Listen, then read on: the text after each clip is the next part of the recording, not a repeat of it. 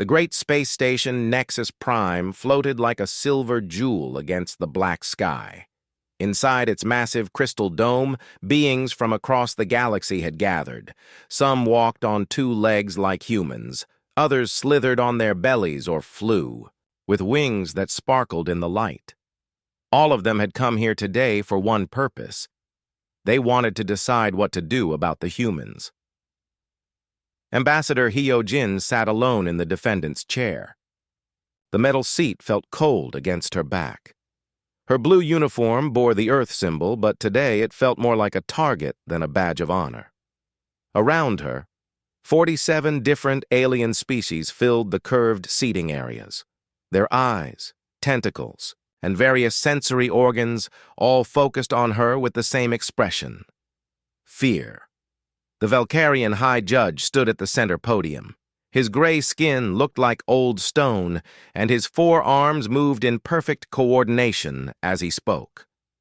"We gather today to address the human problem," he announced. His voice echoed through the chamber's translation system, allowing every species to understand his words in their own language. Hyo-jin shifted in her seat. The human problem, as if her entire species was nothing more than a math equation to be solved. "The evidence against the human species is overwhelming," the judge continued. He pressed a button on his podium, and holographic images filled the air above them. The first image showed human soldiers in battle armor. Their faces were hidden behind helmets, making them look more like machines than living beings. "Exhibit 1, the judge said. "Human military forces during the Terran Dominion War. Note their aggressive tactics and willingness to engage in close combat." The hologram shifted to show human soldiers charging forward with weapons drawn. Other species typically fought from a distance, using long-range weapons and avoiding direct contact. Humans did the opposite. A murmur ran through the assembled aliens. The Zephyrians, who looked like tall blue birds, ruffled their feathers nervously. The crystalline lithoids made worried chiming sounds. Even the usually calm Aquarians stirred uneasily in their water-filled viewing pods. "Exhibit 2, the judge announced." The hologram changed again. This time it showed biological data about human anatomy. The human body is designed for hunting and killing, forward-facing eyes for tracking prey, sharp teeth for tearing meat, powerful muscles built for running down other creatures over long distances. Hyo-jin wanted to stand up and object. Yes, humans had evolved as hunters, but that was millions of years ago. Modern humans were farmers, artists, scientists, and teachers.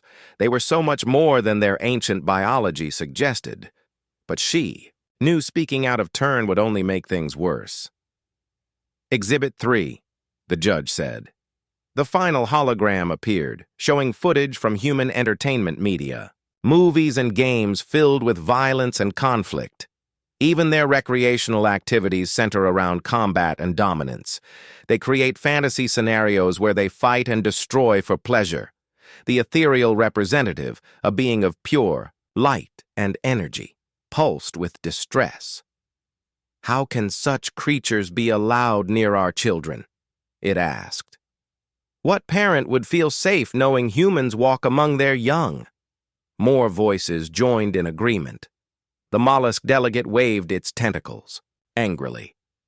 "My species has survived for 10,000 years by avoiding predators like these," it declared. "Now you ask us to welcome them into our homes?" Hyo-jin finally found her chance to speak. She stood slowly, her legs shaking slightly. "Honorable delegates," she began, "I ask you to consider what you have not seen. Yes, humans are capable of violence, but we are also capable of incredible kindness." "Kindness?" The reptilian ambassador laughed, a harsh sound that made several other species flinch.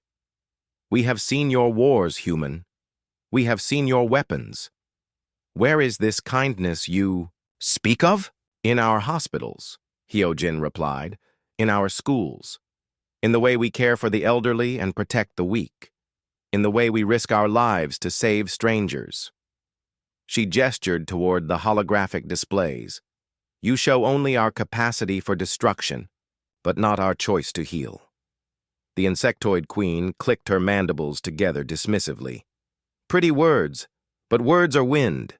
Actions speak louder. Your actions in the recent war showed your true nature. We fought to defend ourselves and our allies, Hyojin said. The Dominion attacked first. We responded to protect innocent lives. By becoming monsters yourselves, the avian chancellor chirped. You could have chosen diplomatic solutions. Instead, you chose violence. Hyojin felt her heart sinking. Every word she spoke seemed to make things worse. The more she tried to explain human nature, the more frightened the other species became. The Valkyrian judge raised one of his 4 hands for silence. The defendant has had her opportunity to speak, he announced. Now we must vote on the proposed restrictions. A holographic list appeared above the chamber. Hyojin read it with growing horror. Humans would be banned from all colonization outside their home system. They would be forbidden from joining trade partnerships. Most devastating of all, they would be classified as a Class 5 aggressive predator species, making contact with any other species' children a criminal offense. These restrictions are not meant as punishment, the judge explained. They are meant as protection. Protection for the galaxy's innocent species from a race that cannot control its violent impulses. The voting began. One by one, each species announced their decision. The Crystalline Federation voted yes. The Aquatic Alliance voted yes. The Ethereal Collective voted yes. Each vote felt like a nail in humanity's coffin. Hyojin watched the tally grow. 30 votes in favor. 35. 40. Her people would be prisoners in their own solar system, cut off from the wider galaxy. Earth's children would grow up knowing that the rest of the universe considered them too dangerous to be trusted. Then, something unexpected happened. When the Cathari representative was called to vote, the tall, cat-like alien simply said, "We abstain." A surprised silence filled the chamber. The Cathari were known for their strong opinions and quick decisions. They never abstained from important votes. Hyojin looked at the Cathari delegate more closely. His name was Valex, she remembered. His golden fur was marked with dark stripes, and his green eyes seemed to hold some secret knowledge. Why had he chosen not to vote? The final tally was announced. 43 votes in favor of the restrictions, 4 against, and 1 abstention. The restrictions had passed by an overwhelming margin. The motion carries, the judge declared. Humanity is hereby classified as a Class 5 aggressive predator species. All proposed restrictions are now in effect immediately. As the other delegates began to file out of the chamber, Hyojin remained in her seat. Her mission had failed completely. She would return to Earth with news that would break billions of human hearts. They were alone in the universe, not by choice, but by decree. But as she sat there, she noticed Valex still watching her from across the chamber. The Cathari's expression was thoughtful, almost sympathetic. Then he did something strange. He nodded to her just once, before turning and leaving with the others. That small gesture gave Hyojin a tiny spark of hope. Perhaps not everyone in the galaxy had given up on humanity. Perhaps there was still a chance to prove that humans were more than just dangerous predators. She stood and walked toward the exit, carrying that small hope with her back to Earth. 6 months had passed since the Galactic Council made their terrible decision. Captain Dong-Wu stood on the bridge of his ship, the New Dawn, watching the stars through the main viewing screen. Each point of light represented worlds that humans would never be allowed to visit. The thought made his chest feel tight. "Captain, we are approaching the Kepler 442 system," announced his communications officer, Bo-Ram. Her voice was steady, but Dong-Wu could hear the sadness underneath. This would be humanity's last mission outside their home solar system. After this, they would be trapped forever within the boundaries of Earth's neighborhood. "Thank you, Bo-Ram," Dong-Wu replied. He looked around his bridge at the crew he had worked with for 3 years. Dr. Nari, their xenobiologist, sat at her science station studying star charts. Her dark hair was pulled back in a simple ponytail, and her fingers moved quickly across her control panels. Teho, their chief engineer, was bent over his engineering console, making sure all systems ran smoothly. His broad shoulders carried the weight of keeping their ship alive in the cold vacuum of space. The New Dawn was not a large ship, but it was home to 12 crew members. It had been designed for exploration and research, not for war. The ship's white hull bore the symbols of the United Earth Coalition, but those symbols felt meaningless now. Soon, no alien would recognize them with anything but fear. "Dr. Nari, what can you tell us about this system?" Dongwu asked. Nari looked up from her screens. "The system has 6 planets, Captain. Most are gas giants too dangerous to approach, but there are 2 rocky worlds that might have valuable minerals. The 3rd planet has 3 moons, and one of them shows interesting readings." "What kind of readings?" "Metal deposits, sir. Rare elements that Earth needs badly. If we can collect samples, they might help our scientists develop new technologies." Nari paused and added quietly, "Technologies we will need if we are going to survive alone." Dongwu nodded.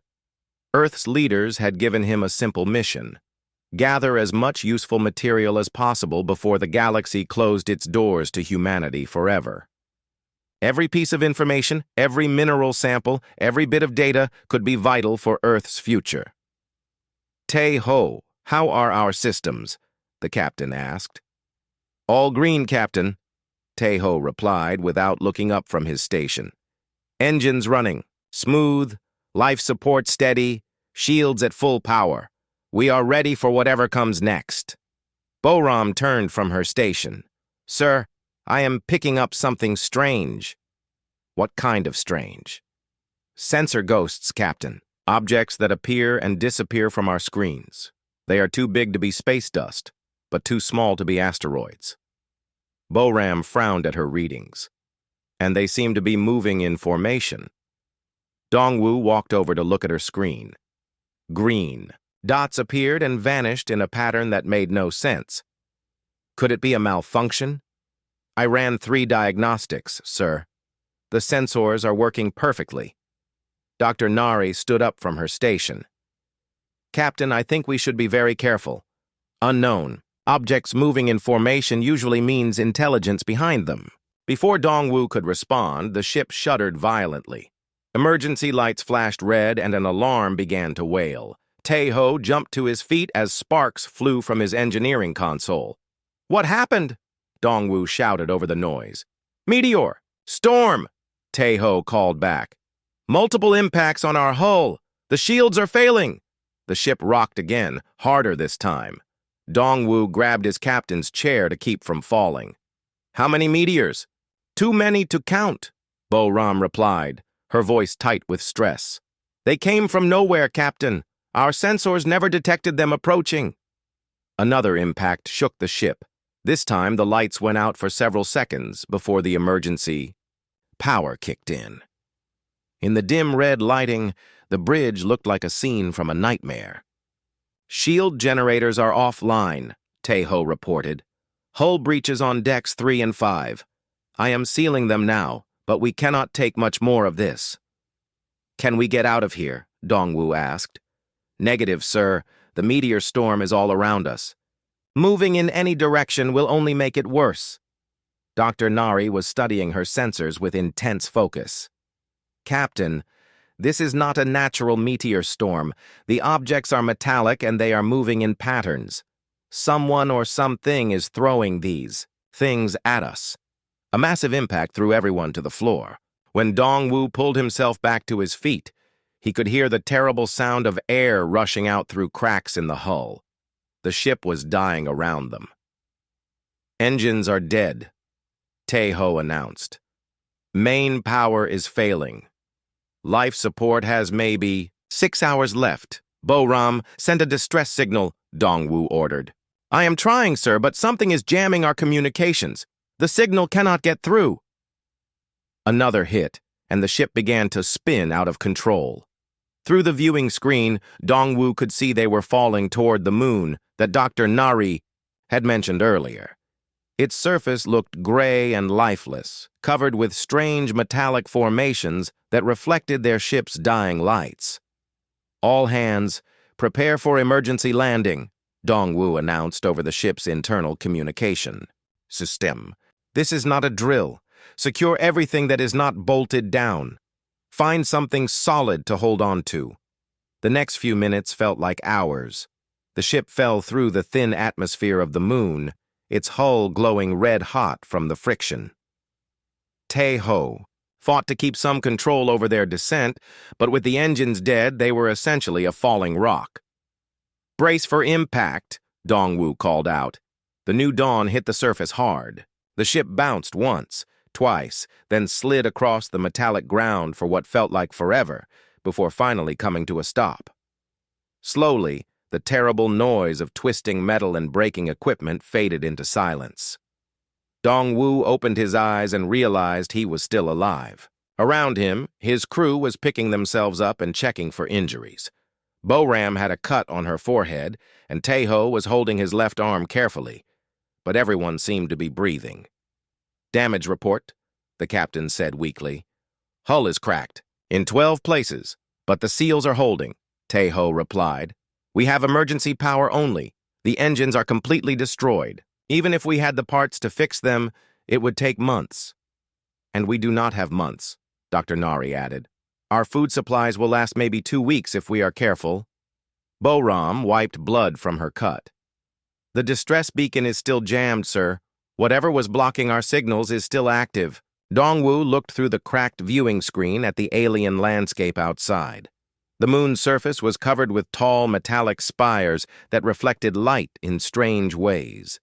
In the distance, he could see formations that looked almost like buildings, but they were unlike any architecture he had ever seen. "Dr. Nari, are you reading any life signs out there?" She checked her remaining sensors. "The readings are confusing, Captain. I am detecting movement, but I cannot tell if it is geological activity or something else." "Something else?" "The metallic formations are generating energy, sir. They are not natural rock formations. Someone or something built them." Tae-ho looked up from his engineering station. "Captain, if there is intelligent life here, maybe we can signal for help." "Or maybe they are the ones who shot us down," Boram said quietly. Dongwu stared out at the strange landscape. His ship was broken, his crew was stranded, and they were completely alone on an alien world. The galaxy had already decided that humans were too dangerous to help. If there was intelligent life on this moon, would they be willing to assist the people everyone else feared? "We need to explore," he decided. "Gather supplies, set up a temporary shelter, and find out what is out there. We have no choice but to make contact with whoever lives here." Dr. Nari checked her equipment. "I will need to study those metallic formations. If they are technology, maybe we can understand how they work. And I need to salvage what I can from the ship," Tae-ho added. "Parts, tools, anything that might help us survive." Boram looked at the jamming that kept blocking their signals. "I will keep trying to get a message through.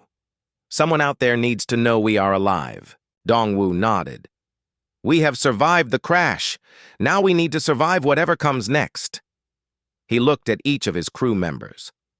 "Stay together, stay alert, and remember that we represent all of humanity out here. Whatever happens, we show them that humans are worth saving." Outside their damaged ship, the alien moon waited with its secrets. 3 days had passed since the new dawn crashed on the strange moon. Captain Dongwu watched his crew work to build their temporary camp near the wreckage of their ship. They had managed to salvage enough equipment to create a small shelter, but their food supplies were running dangerously low. Dr. Nari knelt beside one of the metallic formations that covered the moon's surface. The structure rose from the ground like a twisted tree made of silver and black metal. Strange patterns of light moved through it in slow pulses, like a heartbeat made of electricity.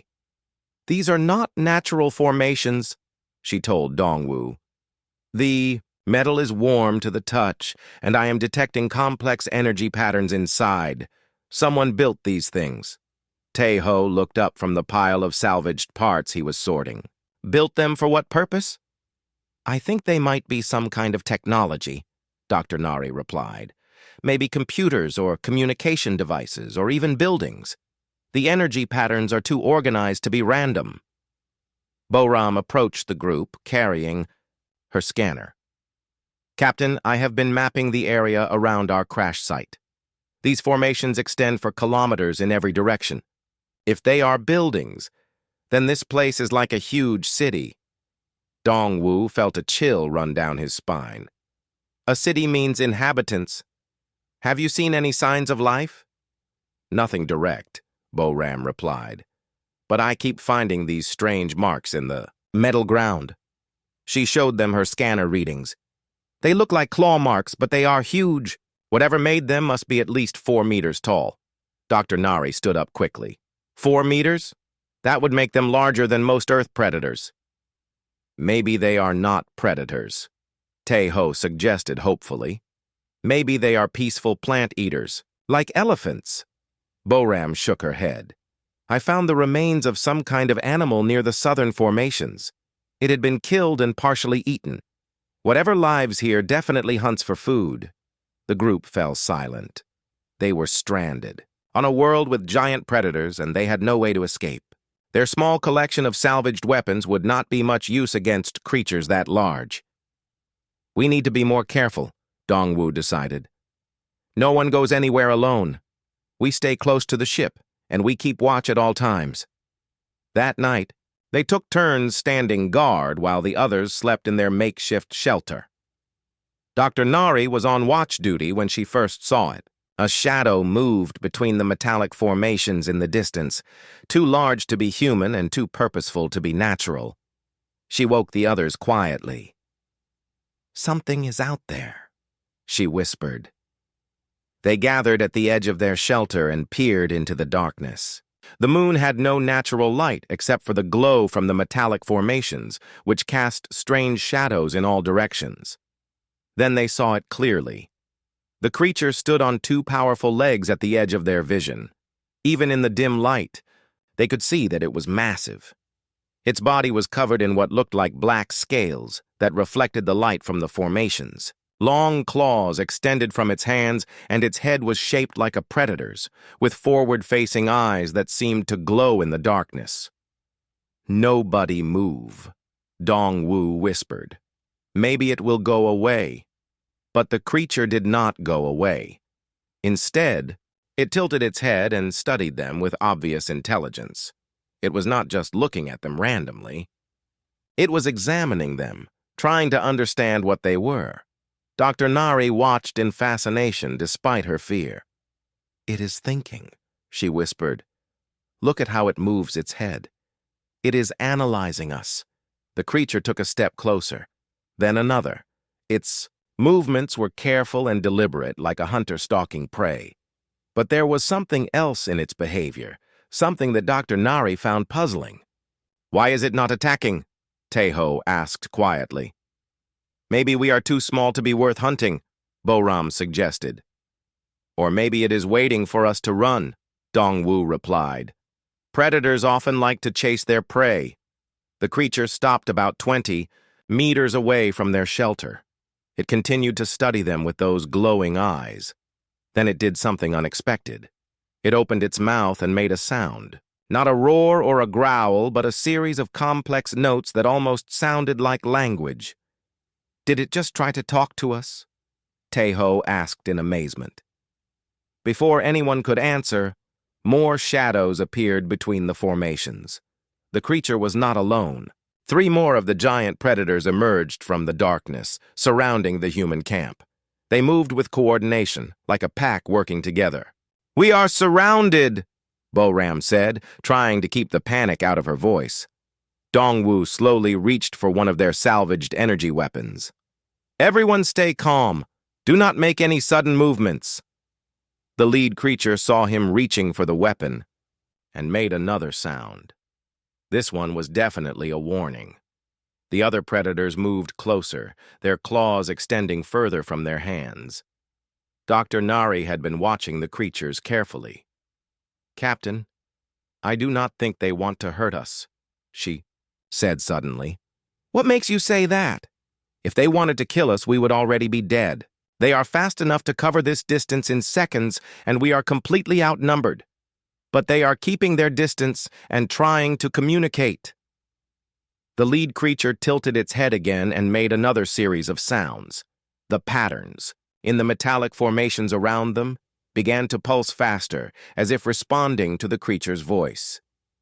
"The formations are reacting to them," Dr. Nari observed. "I think these creatures control this technology somehow." Dongwu lowered his weapon slowly. "So what do you suggest we do?" "Try to communicate back," Dr. Nari replied. She took a careful step forward, keeping her hands visible and empty. The creatures watched her intently, but did not move to stop.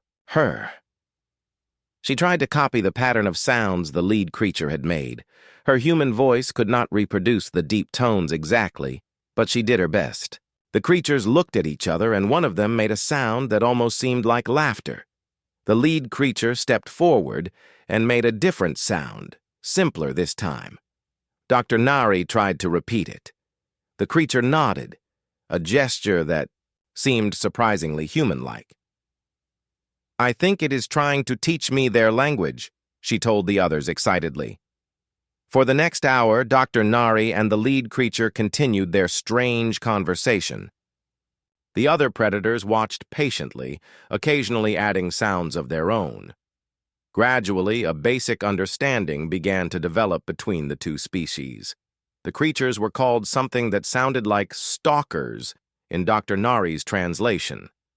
They were indeed the builders of the metallic formations, which served as both homes and technology centers. The formations were connected in a vast network that covered the entire moon. Most importantly, Dr. Nari learned that the stalkers had not attacked their ship. The meteor storm had been natural, though the stalkers admitted they had been watching the human ship since it entered their system. "They were curious about us," Dr. Nari explained to her crew. "They wanted to see what we would do after we crashed, whether we would try to harm their home, or whether we would behave peacefully." Dongwu looked at the massive predators surrounding them. "And what is their decision?" The lead stalker made a complex series of sounds. Dr. Nari listened carefully and tried to understand. "I think they are saying we have passed some kind of test," she replied. "They want to help us." Boram stared at the creatures in amazement. "Help us? But they are predators. Everyone knows predators only care about hunting and killing." The lead stalker seemed to understand her tone, even if not her words. It made a gentle sound and gestured toward the metallic formations. The patterns of light in the structures changed, becoming warmer and more welcoming. Dr. Nari smiled for the first time since they had crashed. "Maybe everyone is wrong about predators," she said. "Maybe they can be more than just hunters." As the sun rose, over the strange moon, 4 humans and 4 alien predators began to work together to ensure their mutual survival. It was the beginning of a friendship that would change how the galaxy thought about both species. The stalkers showed them how to find food and water on the moon. They helped repair some of the damage to the new dawn. Most surprisingly, they shared their technology, allowing the humans to understand how the metallic formations worked. In return, the humans shared their own knowledge. They showed the stalkers human medicine, human tools, and human art. The exchange of ideas created a bond between the two species that neither had expected. But the most important moment came when the lead stalker did something that would have shocked every member of the Galactic Council. It led Dr. Nari to a special formation near the center of their city and showed her something precious beyond measure. Inside the formation were the stalker young. 2 weeks had passed since the humans first met the stalkers. Dr. Nari had learned enough of their language to have basic conversations, and the two species had begun working together to repair the new dawn. but their food supplies were almost gone, and the ship's life support systems were failing faster than Taeho could fix them. "We need to find more food sources," Captain Dongwoo announced during their morning meeting. "The emergency rations will not last another week." The lead stalker, whom Dr. Nari had named Keon after his deep, resonant voice, had been listening to their conversation. Although he could not speak human words, he understood much of what they said. He made a series of clicks and whistles that Dr. Nari translated. "Keon says they know where to find food that humans can eat," she reported. "There are plants and small animals in the underground chambers beneath the formations." Boram looked uncertain. "Is it safe for us to go underground? We do not know what else might be down there." "Keon says his people will guide us," Dr. Nari replied. "They want to help." Dongwoo considered their options. They were running out of time, and the stalkers had proven to be trustworthy allies. "We will try it, but we go in pairs and we stay in constant communication."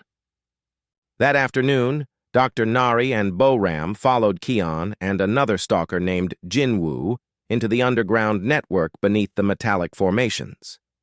The tunnels were vast, with walls that glowed with the same gentle light as the structures above ground. The two women marveled at what they saw. The underground areas were like a hidden world, filled with gardens of strange plants and pools of clean water. Small, rabbit-like creatures hopped between the plants, while flying insects buzzed overhead in complex patterns. "This is incredible," Boram whispered. "It is like they have built an entire ecosystem down here." Dr. Nari was studying the plants with her scanner. "These are edible," she announced excitedly. "My readings show they contain proteins and nutrients that humans need. We could live on these for months." But as they explored deeper into the underground chambers, Boram noticed something that made her stop walking. "Dr. Nari, look at this passage. It goes deeper than the others." The passage was narrower than the main tunnels, and it seemed to lead into complete darkness. Keon saw where they were looking and made urgent warning sounds. His body language clearly said, "Do not go there." "He does not want us to explore that area," Dr. Nari observed. "I wonder why." Boram's curiosity got the better of her. While Dr. Nari was collecting plant samples and the stalkers were hunting small animals for them to try, she slipped away and entered the forbidden passage. Her small flashlight created a narrow beam in the darkness as she moved forward carefully. The passage opened into a large chamber that took her breath away. The walls were covered with the same glowing patterns as the formations above, but these patterns pulsed with a softer, gentler light. And scattered across the floor of the chamber were dozens of small creatures that made her heart skip a beat. They were baby stalkers. The cubs were no larger than house cats, with soft scales that had not yet hardened into the armor-like protection of the adults. Their claws were tiny and retracted, and their eyes glowed with gentle curiosity instead of predatory intensity. Some were sleeping in small groups, while others played together in ways that reminded Boram of puppies. One cub caught her attention immediately. It lay apart from the others, breathing weakly and making soft distress calls.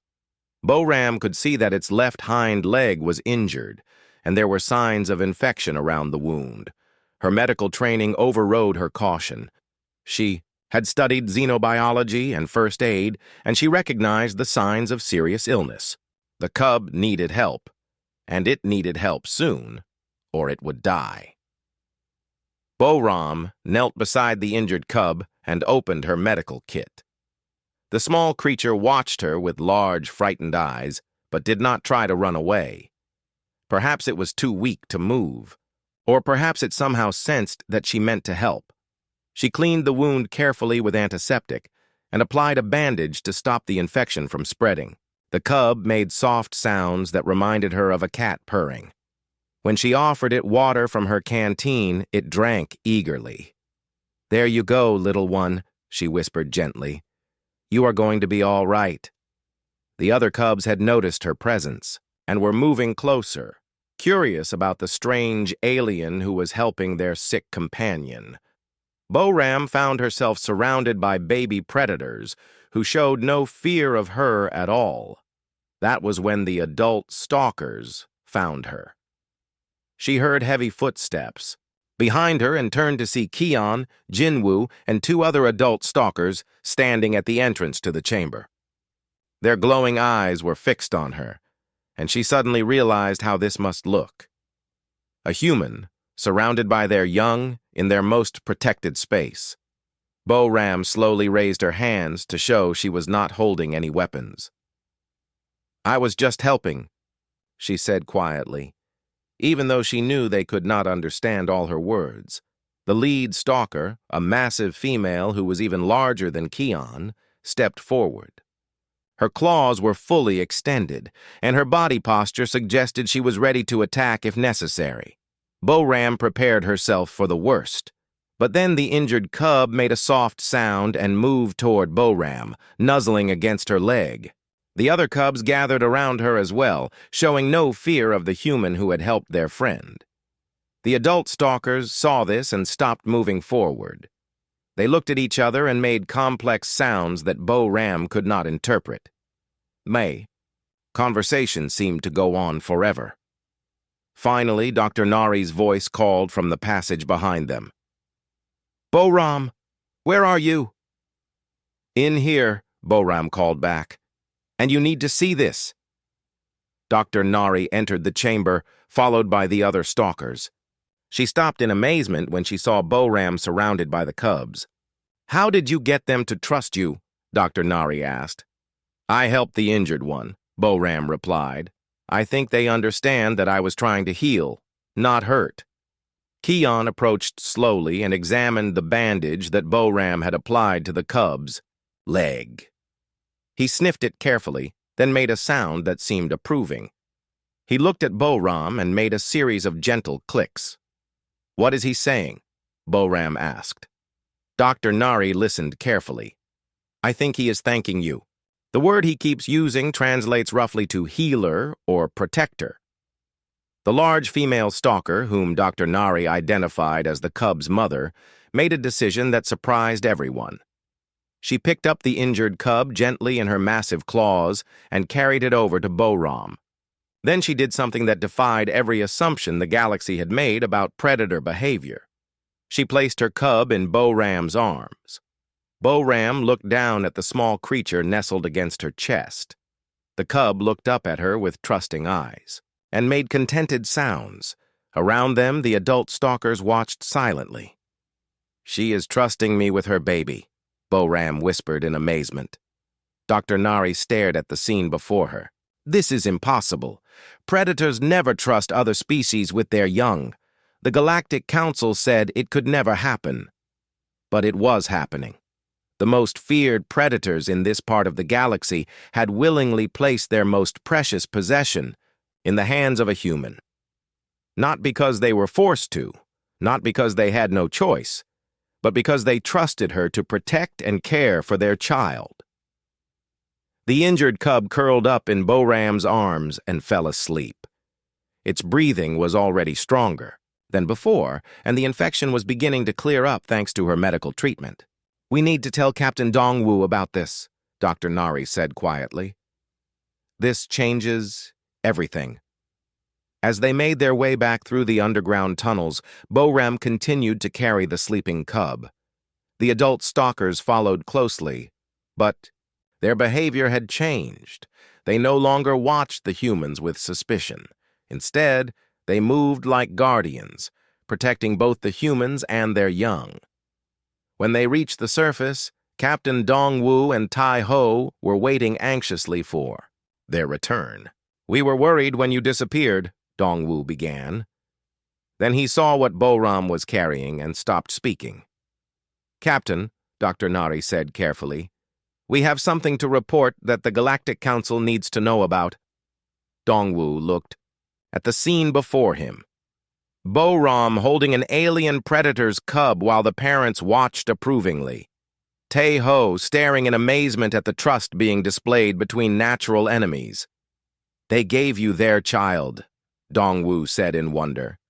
They trust us, Boram replied. Despite everything the galaxy believes about predators and humans, they trust us with what they value most.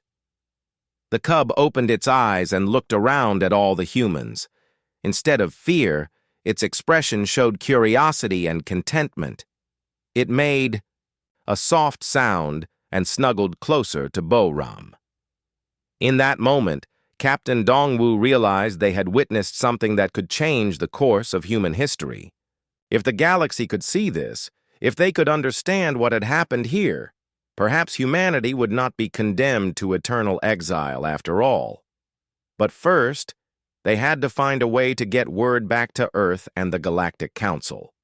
They had to tell the universe that everything they believed about predators, trust, and the nature of dangerous species was wrong. 3 weeks had passed since Boram first held the injured stalker cub. The small creature, whom she had named Biol after the Korean word for star, had recovered completely under her care. But something remarkable had happened during the healing process. The cub had bonded with her in a way that amazed both humans and stalkers alike. Biol followed Boram everywhere. When she worked on repairing the ship's communication systems, the young stalker would curl up beside her workstation and watch with curious eyes. When she collected plant samples with Dr. Nari, Biol would help by pointing toward interesting specimens with tiny claws. The adult stalkers seemed pleased by this development. Kion and the mother, whom Dr. Nari had learned was called Hana, often brought gifts to Boram. These were not random objects, but carefully chosen items that showed respect and friendship. Rare metals that could help repair their ship, edible, plants that tasted better than the standard rations, and beautiful crystals that served no practical purpose except to show their appreciation. Captain Dongwu watched this relationship develop with growing amazement. In all my years of space exploration, he told his crew, I have never seen anything like this. The Galactic Council insists that predators cannot form bonds with other species, especially with their natural enemies.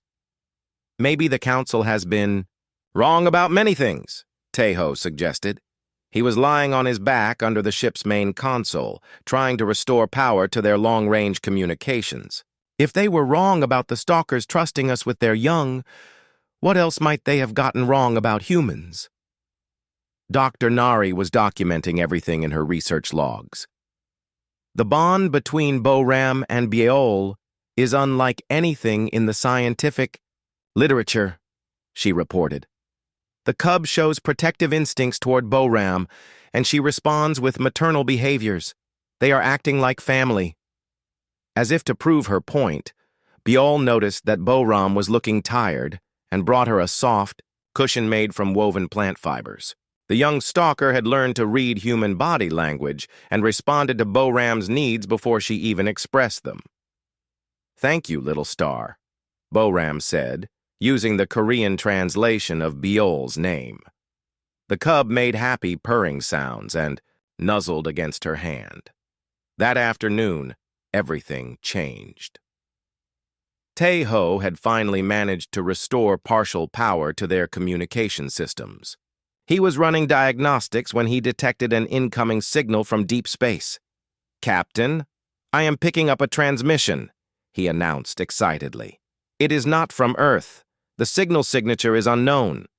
Can you determine the source? Dongwu asked.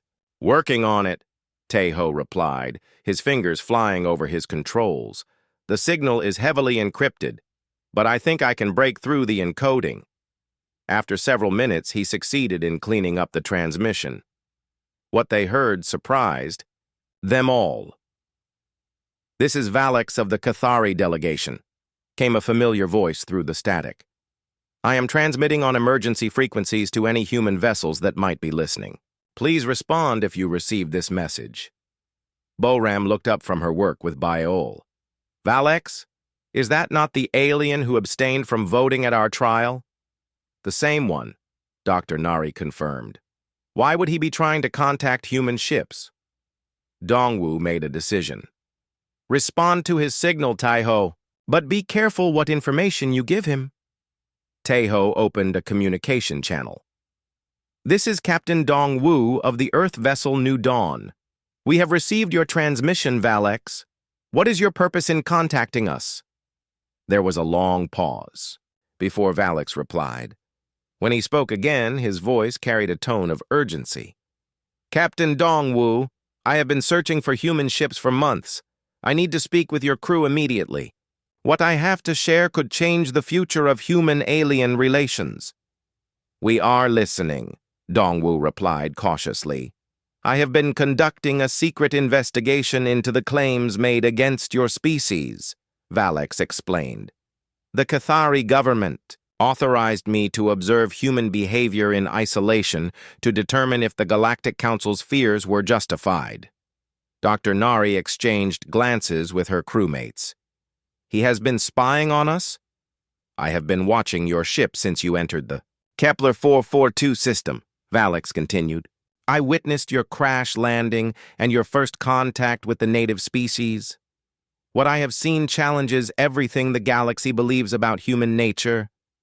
Captain Dongwu felt his heart racing. If Valex had been watching them, he would have seen the bond that developed between Bo-Ram and Biol. He would have witnessed humans and predators working together peacefully. What exactly have you observed? Dongwu asked. I have recorded your crew showing kindness to a species that most aliens would consider terrifying, Valex replied. I have documented cooperation between natural enemies. Most importantly, I have footage of a predator species trusting humans with their young. Bo-Ram looked down at Biol, who was sleeping peacefully in her lap. The young stalker sensed her attention and opened one eye to look at her with complete trust and affection. You have been recording us without our permission, she said into the communication device. Yes, Valex admitted, and I apologize for that violation of your privacy. But what I have recorded could save your species from permanent exile. The Galactic Council needs to see what I have seen. Taeho spoke up. Why should we trust you? Your people voted to restrict humanity along with all the others. My people voted based on fear and incomplete information, Valex replied. I abstained because I believed the evidence against humanity was insufficient. That is why I requested permission to conduct this investigation. Dr. Nari stepped closer to the communication console. What kind of evidence have you gathered? I have hours of footage showing your crew working peacefully with the native predators, Valex explained. I have recorded acts of healing, cooperation, and mutual protection. Most powerful of all, I have clear documentation of a predator parent voluntarily placing their offspring in human care. The crew fell silent as they considered the implications. If Valex presented this evidence to the Galactic Council, it could completely change how the universe viewed humanity. What do you want from us? Captain Dongwu asked. I want your permission to present this evidence to the Council, Valex replied. But more than that, I want one of your crew members to come with me and testify in person. The Council needs to hear directly from humans about what happened here. Bo-Ram stood up carefully, making sure not to disturb Biol. I will go, she said firmly. Bo-Ram, you do not have to do this, Dongwu told her. Yes, I do, she replied. The galaxy condemned us because they believed we could not be trusted with other species' children. But I have spent weeks caring for Biol, and the adult stalkers have welcomed me into their family. If my testimony can change how the universe sees humanity, then I have an obligation to speak. As if understanding the conversation, Biol stood up and moved to Bo-Ram's side. The young stalker made soft sounds that clearly indicated a desire to go wherever Bo-Ram went. Hana, Biol's mother, had been watching from nearby. She approached the group and made a series of complex sounds to Dr. Nari. What is she saying? Bo-Ram asked. Dr. Nari listened carefully before translating. She says that if you must leave, Biol should go with you. She wants the galaxy to see that her child trusts you completely. Valex's voice came through the communicator again. Captain, I have been monitoring your local communications. Did I understand correctly that one of the native predators wants their offspring to accompany your crew member to the Galactic Council? That appears to be the case, Dongwu replied. Remarkable, Valek said quietly. In 10,000 years of galactic civilization, no predator species has ever willingly sent their young away from their home territory. This level of trust is unprecedented. Keon approached and made his own series of sounds. Dr. Nari translated again. Keon says that several adult stalkers want to accompany us as well.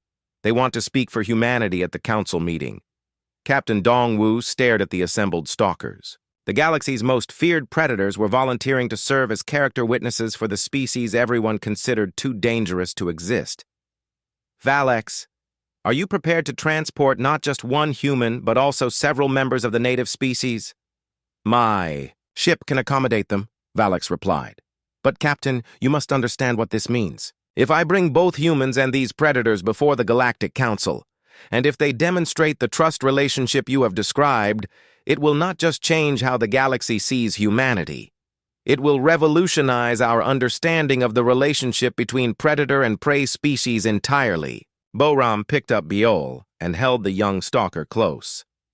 Then that is exactly what we need to do, she said. The galaxy needs to learn that being dangerous and being evil are not the same thing. Hana made another sound, and Dr. Nari smiled as she translated. She says that her people have learned the same lesson about humans. You have the capacity for great violence, but you choose to use that strength to protect rather than destroy. As Valex's ship descended toward the moon's surface, the crew of the New Dawn prepared for a journey that would determine humanity's place in the galaxy. Boram packed her few belongings while Biol watched anxiously, clearly sensing that something important was about to happen. The young stalker had learned to trust completely, and that trust was about to be put to the ultimate test before the most powerful beings in the known universe. The Galactic Council chamber had never seen anything like it. Ambassador Hyo Jin sat in the same defendant's chair she had occupied 6 months earlier, but this time she was not alone. Beside her stood Boram, holding young Biol in her arms. The stalker cub looked around at the assembled alien representatives with curious eyes, showing no fear despite being surrounded by dozens of unfamiliar species. Behind them, 3 adult stalkers stood as witnesses. Keon, Hana, and Jinwoo had volunteered to make the long journey from their moon to testify on behalf of humanity. Their massive forms dominated one section of the chamber, causing many of the smaller alien delegates to shift nervously in their seats. Valek stood at the presenter's podium, his golden fur gleaming under the chamber's lights. In his hands, he held a data crystal containing hours of recorded footage from the moon where humans and stalkers had learned to trust each other. The Velkarian High Judge called the session to order. This emergency session of the Galactic Council has been convened to review new evidence regarding the human species classification, he announced. Ambassador Valex of the Cathari delegation has requested a formal review of the restrictions placed on humanity. Valex stepped forward. Honorable delegates, 6 months ago, this council voted to classify humans as too dangerous to interact with other species, particularly their young. I abstained from that vote because I believed we were making a decision based on incomplete information. Murmurs ran through the assembled delegates. The reptilian ambassador hissed softly. We have seen all the evidence we need, Valex. Human military capabilities speak for themselves. Do they? Valex replied calmly. He activated the holographic display system. I have spent months observing human behavior in a natural setting, away from the pressures of war and politics. What I discovered challenges every assumption we have made about this species. The first hologram appeared above the chamber. It showed the New Dawn crash landing on the Stalker moon, and the crew's first desperate days trying to survive. These humans found themselves stranded on a world inhabited by apex predators, Valex explained. By all expectations, this should have resulted in immediate conflict. Humans should have tried to eliminate the native species as competitors for resources. The hologram changed to show the first meeting between Bo-Ram's crew and the Stalkers. The delegates watched in fascination as the two species cautiously approached each other. Instead, they attempted communication, Valix continued. Not conquest, not domination, but understanding. The ethereal representative pulsed with skeptical light. Communication is common among intelligent species. This proves nothing about human nature. Valix nodded. You are correct. Communication alone means little. But observe what happened when the humans discovered the Stalker nursery. The next hologram showed Bo-Ram finding the injured cub and immediately providing medical treatment. The chamber fell completely silent as they watched. A human risking her own safety to heal an alien child she had never seen before. Note that she was alone and unobserved, Valix pointed out. She had no audience to impress, no political gain to achieve. She helped because helping was the right thing to do. The insectoid queen clicked her mandibles together. One act of kindness does not erase a species' violent nature.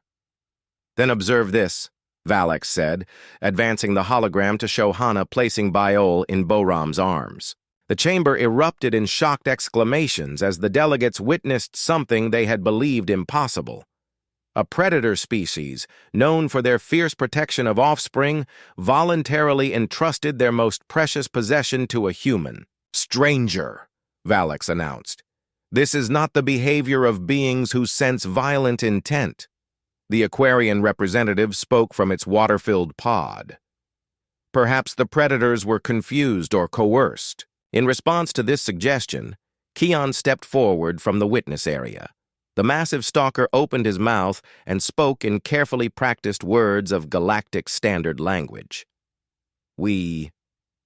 not confused, he said slowly, his deep voice carrying clearly through the chamber's acoustics. We choose trust humans. They protect our young. The chamber erupted in chaos. Never before had a predator species addressed the Galactic Council directly.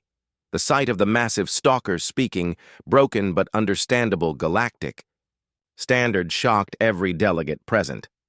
The Valkyrian judge struggled to restore order. This is highly irregular. Predator species do not have speaking rights in this chamber. Hyo-Jin stood up from her chair. With respect, Your Honor, if we are going to judge humanity based on our interactions with other species, should we not hear from those species directly? Valix advanced the hologram again. This time it showed weeks of cooperation between humans and stalkers, the two species sharing food, working together to repair the ship, and most remarkably, playing with each other's young. The evidence is clear, Valix declared. Humans do not seek to dominate or destroy other species. When placed in a survival situation with natural predators, they chose cooperation over conflict. Bo-Ram stepped forward, still holding Biol in her arms. May I address the council? The judge hesitated, then nodded. You may speak. Bo-Ram looked around at the assembled delegates. 6 months ago, you decided that humans were too dangerous to trust with alien children. Today, I stand before you holding the child of the galaxy's most feared predators, not because I took this baby by force, but because his mother gave him to me willingly. Biol seemed to sense the importance of the moment. The young stalker looked up at Bo-Ram with obvious affection, then turned to face the council delegates. Instead of the aggressive posture expected from a predator, Biol made soft, friendly sounds that even the translator systems recognized as expressions of contentment and trust. This is Biol, Bo-Ram continued. In my language, his name means star. When I found him, he was sick and dying. I could have ignored him. I could have seen him as a future threat to be eliminated. Instead, I saw a child who needed help. She gently stroked Biol's scales, and the young stalker purred with happiness. Biol does not see me as a dangerous predator. He sees me as someone who protects him. His parents do not fear me because I have proven that my strength serves to defend, not destroy. The avian chancellor ruffled his feathers nervously. But humans have weapons. They have armies. They have fought wars across multiple star systems. Yes, we have, Boram agreed. And so have most of the species in this chamber. The difference is not in our capacity for violence, but in our choice of when to use it. We fight when we must defend ourselves or protect others. We do not fight for conquest or sport. Hana, Biel's mother, stepped forward and began to speak in her own language. Dr. Nari had taught Boram enough stalker vocabulary to translate the basic meaning. She says that her people have learned to distinguish between dangerous strength and evil intention, Boram interpreted.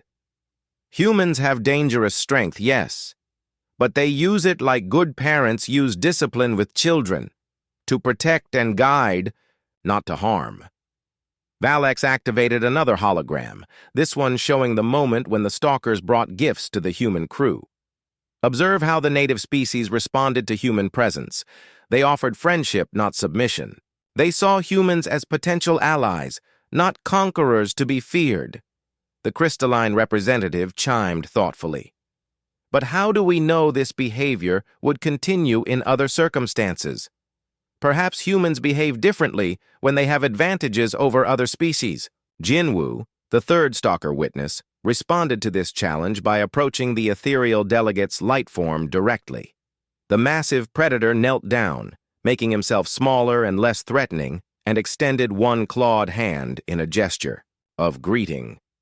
The ethereal delegate, surprised but touched by the gesture, reached out with a tendril of light to touch Jinwoo's claw. The contact created a beautiful display of light and shadow that brought gasps of wonder from the assembled council.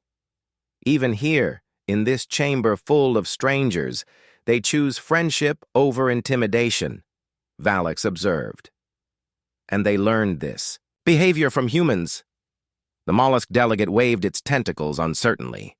This is all very touching.